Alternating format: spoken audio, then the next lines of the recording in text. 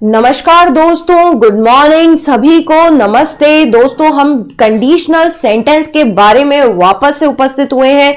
इससे पहले एक पार्ट में आपको कंडीशनल सेंटेंस का दे चुकी थी, जिसमें मैंने आपको दो टाइप की कंडीशन सिखाई थी, प्रेजेंट और पास्ट वाली।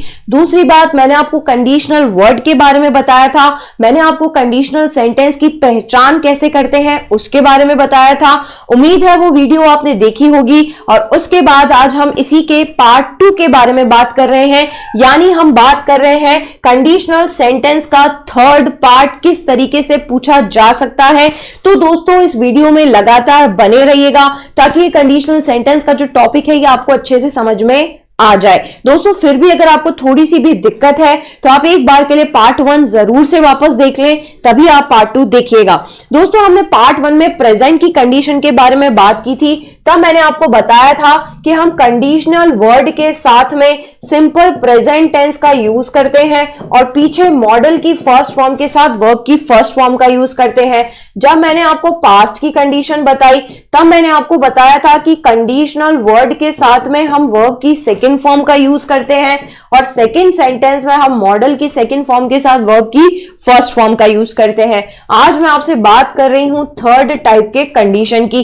दोस्तों, ये थर्ड टाइप का जो कंडीशन है ये भी पास्ट का ही कहलाता है और काम के होने के बाद जो है इस कंडीशनल सेंटेंस को लिखा जाता है। इसमें हम क्या करते हैं, इसमें हम कंडीशनल वर्ड के साथ में हैड प्लस थर्ड फॉर्म का यूज करते हैं। किसका यूज करते हैं? हैड प्लस थर्ड फॉर्म का। और पीछे हम मॉडल की सेकंड फॉर्म के साथ वर्ब की फर्स्ट फॉर्म और फिर वर्ब की थर्ड फॉर्म, यानी कि हम कुछ ऐसा लिखते हैं would have, could have, should have, यानी कि हैव का यूज जरूर होता है। आप वुड हैव बोल सकते हैं, कुड हैव बोल सकते हैं, माइट हैव बोल सकते हैं और शुड हैव बोल सकते हैं। और फिर इनके बाद में आप वर्ब की कौन सी फॉर्म लिखते हैं? Third form. ये कौन सी टाइप की कंडीशन कहलाती है? थर्ड टाइप की कंडीशन कहलाती है। एक एग्जाम्पल जरा हम ले लेते हैं। मान लीजिए मैंने आपसे एक एग्जाम्पल के बारे में प्रीवियस वीडियो में बात की थी, if you study you will pass. ये कौन सी कंडीशन हुई फ्रेंड्स? ये कंडीशन हुई प्रेजेंट की। फिर मैंने आपको इसका पास्ट लिखना बताया था कि आपको कुछ नहीं करना, स्टडी की जगह क्या करना है? स्टडीड। इफ यू स्टडीड और विल की जगह क्या करना है? वुड करना है। यू वुड पास। ये कंडीशन थी पास्ट की। और अभी मैंने आपको तीसरे टाइप की कंडीशन बताई, जब मैंने आपसे कहा है कि यहां कंडीशनल वर्ड के साथ में आपको हैड प्लस थर्ड फॉर्म, यानी इफ यू हैड स्टडीड, और यहां आपको क्या करना है? Would have, could have, should have, यानी कि मुझे यहां लिखना पड़ेगा यू वुड हैव। पर खास ध्यान रखना है, इसके बाद वर्ब की थर्ड फॉर्म पास नहीं आएगा फ्रेंड्स। क्या होगा? पास्ट होगा। आप चाहे तो इसे भी वाइसा वर्सा लिख सकते हैं। आप ये बोल सकते हैं you would have passed if you had studied. इतनी बात समझ में आई? तो एग्जाम में आपको क्या चेक करना है? अगर हैड स्टडीड दे रखा है यानी हैड प्लस थर्ड फॉर्म, तो यहां पर आप would have, should have, could have के साथ थर्ड फॉर्म चेक कर लेना, या वाइस वर्सा। यहां अगर आपको would have, could have, should have के साथ थर्ड फॉर्म दे रखी हो तो यहां आप हैड के साथ थर्ड फॉर्म का यूज कर सकते हैं। नाउ फ्रेंड्स, ये जो कंडीशनल नंबर थर्ड हमने पढ़ी है ना, जैसे कि मैं एग्जाम्पल वापस लिख देती हूं, इफ यू हैड प्लेड, एक नया एग्जाम्पल ले लेती हूं प्ले वाला। If you had played you would have, win की थर्ड फॉर्म क्या होती है? One. You would have one.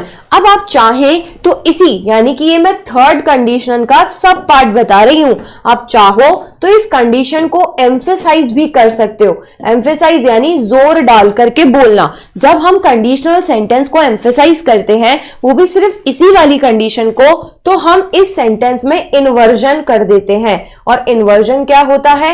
Helping verb का सब्जेक्ट से पहले आना।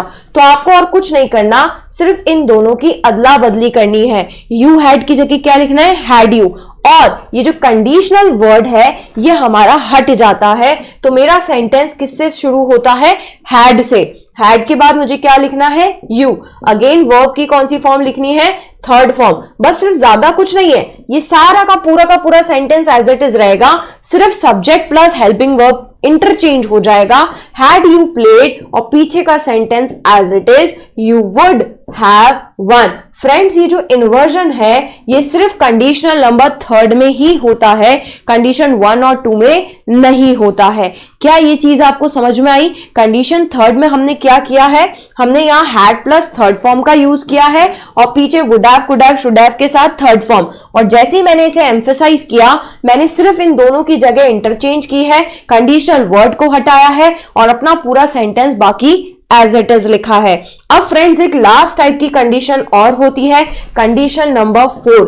दोस्तों, इस कंडीशन में आपको क्या ध्यान रखना है, अगेन एक कंडीशनल वर्ड होगा और इस कंडीशनल वर्ड के साथ अभी भी सिंपल प्रेजेंट टेंस ही आएगा। लेकिन ये जो सेकेंड सेंटेंस था ना, जहां आप फ्यूचर टेंस लगा रहे थे, वो आप क्यों लगा रहे थे? क्योंकि जो रिजल्ट आपका था वो पॉसिबिलिटी यानी संभावना पर आधारित था। अगर आपका रिजल्ट संभावना पर आधारित है तो आप फ्यूचर टेंस लगाएंगे। लेकिन कई बार ऐसा होता है कि जब हम कोई भी कार्य करते हैं तो उसका नतीजा भी फिक्स होता है। क्या होता है? फिक्स। अगर आपका रिजल्ट फिक्स है, संभावना नहीं है, आपको पता है यही ही होना है, तो फिर हम रिजल्ट के साथ में भी सिंपल प्रेजेंट टेंस ही लगाते हैं। एग्जाम्पल, मैंने बोला इफ यू हीट वाटर, अगर आप पानी को गर्म करते हो। देखो, कंडीशनल वर्ड है, मैंने इसके साथ में क्या लगाया? वर्ब की first form, simple present tense लगाया कि नहीं लगाया? अब मैंने मान लीजिए सेंटेंस लिखा कि if you heat water it dash. अब मैंने यहां ब्रैकेट में आपको बॉयल दे दिया और मैंने कहा कि यहां बॉयल की फॉर्म फिल करो। तो क्या यहां पर आप फ्यूचर टेंस लगा सकते हो? भाई, पानी को गर्म करा तो पानी गर्म ही होगा ना। ये कैसे कह सकते हो? गर्म हो भी सकता है और नहीं भी, नहीं ना। यहां जो रिजल्ट है पानी के गर्म होने का, वो संभावना नहीं है, वो रिजल्ट क्या है? फिक्स है। तो यहां भी मुझे सिंपल प्रेजेंट टेंस ही लगाना पड़ेगा। इट क्योंकि सिंगुलर होता है तो मुझे बॉइल्स ही बोलना पड़ेगा कि if you heat water it boils. क्या बोलना पड़ेगा? If you heat water it boil. तो दोस्तों, कितने टाइप की कंडीशंस होती है? 4 टाइप की। एक कंडीशन हमने प्रेजेंट की पढ़ी थी, जहां हमने क्या पढ़ा था, मैं एक आपको यहां पर एक पिक्चर बनाकर दे देती हूं चारों कंडीशन की, ताकि आपको याद रहे। हमने प्रेजेंट की कंडीशन में फ्रेंड्स क्या पढ़ा था कि कंडीशनल वर्ड के साथ में सिंपल प्रेजेंट टेंस आता है, मॉडल की फर्स्ट फॉर्म के साथ वर्ब की फर्स्ट फॉर्म आती है। फिर इसी कंडीशन का पास्ट क्या पढ़ा था कि कंडीशनल वर्ड के साथ में वर्ब की सेकंड फॉर्म आती है, या मॉडल की सेकंड फॉर्म के साथ वर्ब की फर्स्ट फॉर्म आती है। तीसरे टाइप की कंडीशन में हमने पढ़ा था कि कंडीशनल वर्ड के साथ में हैड प्लस वर्ब की थर्ड फॉर्म आती है और यहां पर वुड हैव, कुड हैव या शुड हैव के साथ में वर्ब की थर्ड फॉर्म आती है। उसके बाद हमने थर्ड पार्ट का सब पार्ट पढ़ा था, इन्वर्जन। तब मैंने आपसे कहा था ये सेंटेंस हैड से स्टार्ट होता है, उसके बाद सब्जेक्ट प्लस वर्ब की थर्ड फॉर्म, और जो पीछे वाला पार्ट है वो अभी भी एज इट इज रहता है, would have, could have, should have के साथ वर्ब की थर्ड फॉर्म। और फोर्थ टाइप की कंडीशन हमने पढ़ी कि यदि कंडीशनल वर्ड के साथ सिंपल प्रेजेंट टेंस है और यदि अगर रिजल्ट भी फिक्स है तो यहां पर भी सिंपल प्रेजेंट टेंस ही आता है। तो ये 4 टाइप की कंडीशंस दोस्तों होती है और इन 4 टाइप की कंडीशन से रेगुलरली आपके एग्जाम में जो है वो क्वेश्चंस पूछे जाते हैं। आई होप आपको ये टॉपिक जो है वो समझ में आया होगा। कोई भी क्वेरी यदि आपको कंडीशनल सेंटेंस से रिलेटेड हो, आप मुझसे कमेंट बॉक्स में पूछ सकते हैं, मैं आपको उसका डेफिनेटली रिप्लाई करूंगी। तो दोस्तों, इन दोनों वीडियोस को समझने और देखने के बाद में उम्मीद है आपको ये टॉपिक जो है वो अच्छी तरह क्लियर हो गया होगा। इसी उम्मीद के साथ एक नए टॉपिक के साथ आपसे फिर मुलाकात करेंगे फ्रेंड्स। तब तक के लिए दोस्तों, जय हिंद, जय भारत।